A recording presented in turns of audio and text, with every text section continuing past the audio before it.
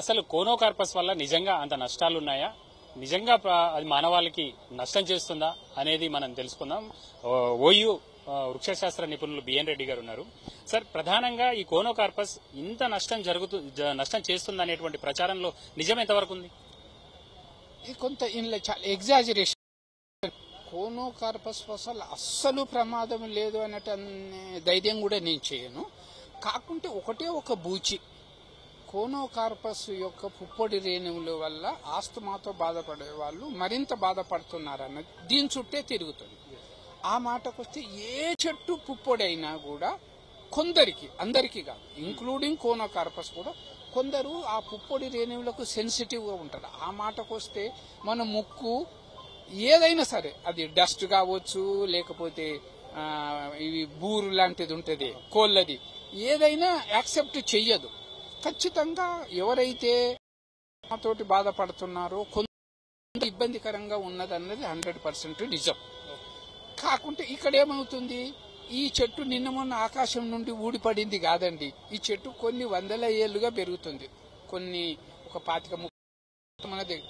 ఇప్పుడు మన గత ప్రభుత్వాలు, నాకు మొన్న స్టడీ చేశాను, మన తెలంగాణలో సుమారు 2 కోట్లు హరితహారము రకరకాలు, అలాగే మన పక్కన ఆంధ్రప్రదేశ్లో కూడా 2-3 కోట్ల చెట్లు పెట్టారు. దీన్ని పెట్టడానికి ఒక్క రీజన్ ఏంటంటే తక్కువ శ్రమతో ఎక్కువ చెట్లను తీసుకునే అవకాశం ఉంటుంది. నీళ్లు పోసినా పోయకున్నా, కొద్ది నీళ్లు పోసినా కూడా, ఎందుకంటే అది దాని వేరు వ్యవస్థ ఎలా ఉంటుందంటే ఎక్కడెక్కడ తడి ఉంటుంది అక్కడికి పోయి తీసుకుంటుంది. ఆ రకంగా మిగతా చెట్లతో కంపేర్ చేస్తే ఇవి ఎక్కువ బతికే ఛాన్స్ ఉన్నదని సరే వాళ్ళు పెట్టారు. కొత్త చెట్టు కాదు, ఆయన పెట్టాడు, ఇప్పుడు ఎన్నో ప్రాబ్లమ్స్ ఉన్నాయని ప్రభుత్వము ఒక్క చెట్టు మీద 1000 రూపాయలు ఖర్చు పెట్టినా 2 కోట్ల చెట్లు అంటే 2000 కోట్లు డబ్బు ఖర్చు పెట్టి లేదు ఇది బాగలేదు ఇది పెడదాం, ఇంత అనాలోచితంగా ఉంటుందా ప్రభుత్వ డబ్బు? ప్రజల ఆరోగ్యము ముఖ్యమే. కనీసం హైవేల మీద ఉండేది సార్, హైవేల మీద ఊరు బయట ఇళ్ల మధ్యన అంటే కొంత అర్థం చేసుకోవచ్చు, జనాలు పక్కనే ఉంటారు. హైవేల పక్కన ఉన్నదాన్ని అది ఫస్ట్ మేము ఇప్పటికైనా జరిగిందేం లేదు, ఇప్పటికైనా కొన్ని 1000 కోట్లు ఖర్చు పెట్టి చేస్తున్నారు కదా, ఒక్కసారి స్టడీ చేపిద్దాం. వేరే దేశాలలో ఇప్పటికి కూడా ఉంది. సైంటిస్టులు, మెడికల్ డాక్టర్స్, ఎన్విరాన్మెంట్ నిజంగానే ప్రమాదం, మన పరిస్థితికి అనుగుణంగా స్టడీ చేద్దాం.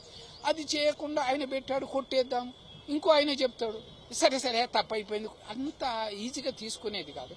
దీనికి సంబంధించి మనకు లిటరేచర్లో కొన్ని వేల ఆర్టికల్స్ నేచర్ లాంటి మ్యాగజైన్లలో పబ్లిష్ చేసిన దాని పాజిటివ్ కూడా ఉన్నాయి.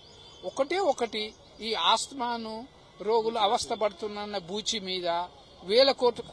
నేను మళ్ళీ చెప్తున్నాను, కొత్త చెట్టు కాదండి, మనకు పరిచయం ఉన్న చెట్టు. ఏదో మన కరోనా వైరస్ లాగా ఊహించద్ది వచ్చింది, ఇంత చెట్టుని ఎలా చేస్తారు సార్? మనం చూస్తే హైదరాబాద్ నగరంలో పార్కుల్లో గానీ రోడ్ సైడ్ గానీ చాలా ఏపుగా పెరిగిపోయినాయి, చాలా పెద్దగా ఉన్నాయి, మంచి నీడ వస్తున్నాయి, బాగుంది. కానీ ప్రజలు భయపడుతుండడం, అధికారులకు ఫిర్యాదులు వస్తుండడం, అసలు అధికారులకు మీరు ఎట్లాంటి సూచనలు చేస్తారు? ఆ ప్రజల నుంచి వచ్చింది అధికారులు ఏం చేస్తారండి, గాలివాటం ఉంటుంది. జనాలు ఇప్పుడు నేచురల్ ఎమోషన్ ఉన్న వాళ్ళు మాకు చెట్టు వద్దు అన్నారు అనుకో, వాళ్ళని కన్విన్స్ చేయడం ఇబ్బందికరంగా ఉంటుంది. అది కన్విన్స్ ఎలా చేయాలి?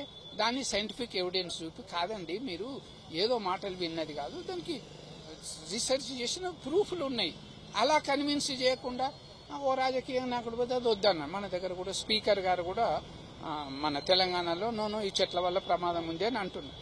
నేను అనేది ఏదైనా ఒక సైంటిఫిక్ స్టడీ చేయకుండా పెట్టుడేంటి తీసేసుడేంటి అనేది చాలా పాజిటివ్ ఉన్నాయి. ఖచ్చితంగా ప్రజల ఆరోగ్యము ముఖ్యము, దానిలో తిరుగులేదు. ప్రజల ఆరోగ్యంను కాపాడాల్సింది, ఈ చెట్టు కాదు ఇంకే చెట్టు అయినా తీసేయాల్సిందే.